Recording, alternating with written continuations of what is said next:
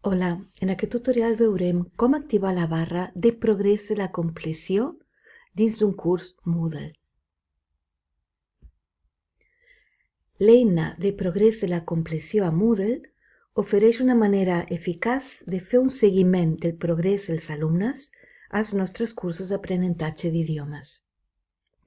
Aquesta eina fomenta la motivació, facilita l'autoavaluació i personalitza el procés d'aprenentatge. A continuació, veurem en primer lloc com activar la barra de progrés de la compleció general per a un curs sencer. Bé, per activar aquesta barra, primer de tot hem d'anar aquí a dalt, a la dreta, i activar el mode d'edició. A continuació, hem d'obrir el bloc lateral de la dreta i hem de clicar a Afegeix un bloc.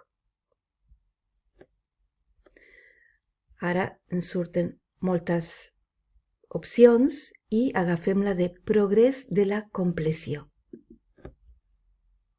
Automàticament ja tenim el bloc creat aquí. Podem tancar el mode d'edició i com podeu veure no surt cap barra. Aquí posa progrés de la compleció. El seguiment de la compleció no està habilitat en aquest curs, perquè en realitat activar el progrés de la compleció seria el tercer pas. El primer pas que hem de fer és el seguiment de compleció que s'ha d'activar dins dels paràmetres generals del curs.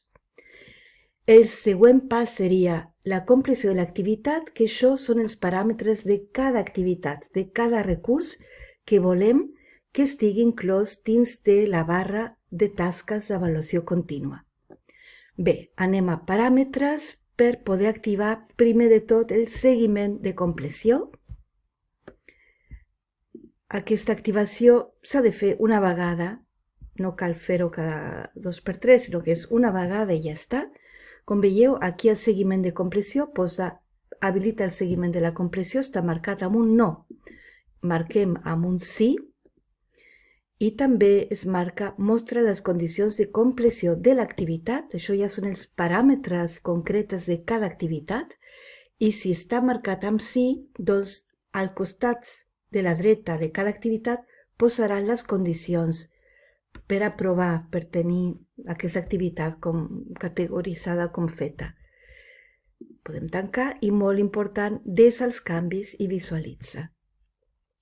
Podeu veure, aquí ja tenim activada dins de paràmetres el seguiment de compleció i com que la compleció de les activitats que estan dins d'aquesta unitat ja estan, la primera activitat que està en verd és aquest quiz, que ja està fet, per això està marcat amb color verd.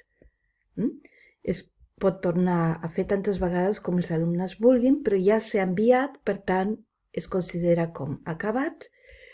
Després també hi ha un link, un recurs que havien de clicar, i aquí, com veieu, posa visualitza. Quan es visualitza ja està feta la tasca.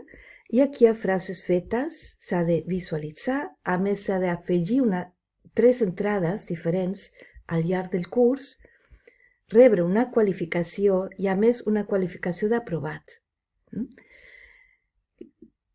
Aquest és un glossari i les condicions per aprovar aquest glossari, la tasca de glossari, és fer 3 entrades al llarg del curs. Bé. Es pot també posar una entrada i ja està. I tot el que es va fent, tot el que compleix les condicions posades, que això sí que són els paràmetres de compleció de cada activitat, doncs s'anirà posant en color verd. Les tasques que encara no estan fetes estan en blau i les tasques incomplertes estan en color taronja, em sembla. Ara podem tornar a anar al mode d'edició i a més, configurar el bloc progrés de la compleció. La barra aquesta, clar, aquest és un curs mostra amb molt poques activitats, però podem tenir un curs molt farcit amb moltíssimes activitats. I aquí, molt important, podem posar ordre en el curs. De manera que dins de la barra estiguin totes ordenades tal qual com estan ordenades dins del curs. Com es mostren les barres? Comprimeix, podem posar comprimeix. Empra icones a la barra, podem dir que sí. No cal mostrar el percentatge als estudiants. I aquí sí que és interessant, mostren més. I podem posar aquí, seleccionar per grup. Si voleu crear una barra específica per el grup A i una altra pel grup B, ho podeu fer aquí, ¿vale? I el títol alternatiu. Com títol alternatiu, progrés de la compleció és una miqueta tècnic, per tant, podríem posar un altre títol. Bé, jo he modificat el títol i he posat tasques d'avaluació contínua. D'aquesta manera queda molt clar que totes aquestes tasques s'han de fer per tenir una avaluació contínua positiva. Activitats incloses. Activitats incloses, aquí he posat totes les activitats amb criteris de compleció definits. També tenim l'opció d'activitats seleccionades. Si cliquem activitats seleccionades, això ens permet crear barres de compleció, de progrés de compleció específiques per lliçons, per mòduls, per unitats o per diferents tasques, tots els fòrums dins d'una barra, o també per habilitats, totes les tasques de compleció oral durant el curs, i simplement és clicar activitats seleccionades, marcar les activitats que ens interessen, i d'aquesta manera tindrem aquest bloc, aquí també podem posar aquí al títol, el mòdul 1 o la unitat 3, el que sigui, i seleccionar totes les activitats que corresponen a la unitat 3. Si fem això, si cliquem a tasques seleccionades, doncs podrem crear diferents barres de progrés de la compleció dins del mateix curs Moodle. Aquestes barres poden servir per a les diferents unitats del curs i, com ja he dit, es pot configurar com barres específiques per lliçons, categories, mòduls, habilitats, etc.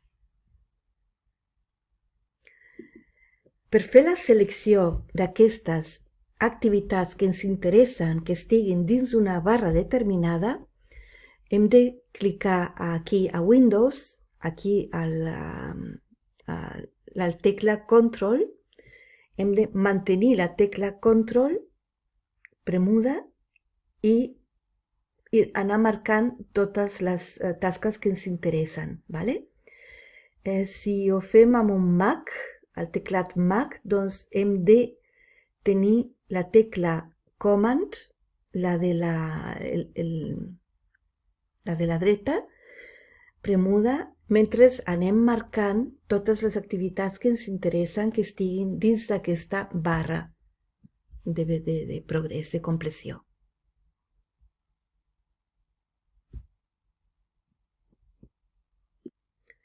Bé, com que jo tinc un Mac aquí, dins d'activitats seleccionades, jo podria posar aquí mòdul 1 i clicar activitats seleccionades, i mentre tinc mantinguda la tecla Command, puc marcar les activitats que m'interessen. Doncs aquestes activitats seleccionades són les que sortiran dins de la barra que jo hagi posat. Vale? Ara no ho faig perquè farem totes les activitats i són tasques d'avaluació genèriques, vale? Però es pot fer d'aquesta manera, crear barres específiques repartides per lliçons. Això és molt pràctic, sobretot als cursos alts, un curs de C1 que té moltíssimes activitats per fer. Des dels canvis, i ja tenim aquestes tasques d'avaluació contínua d'aquest curs. Bé, hem arribat al final. Espero que us ajudi aquest tutorial sobre la creació de barres per al progrés de la compressió dins dels cursos Moodle. Adeu, que vagi tot molt bé.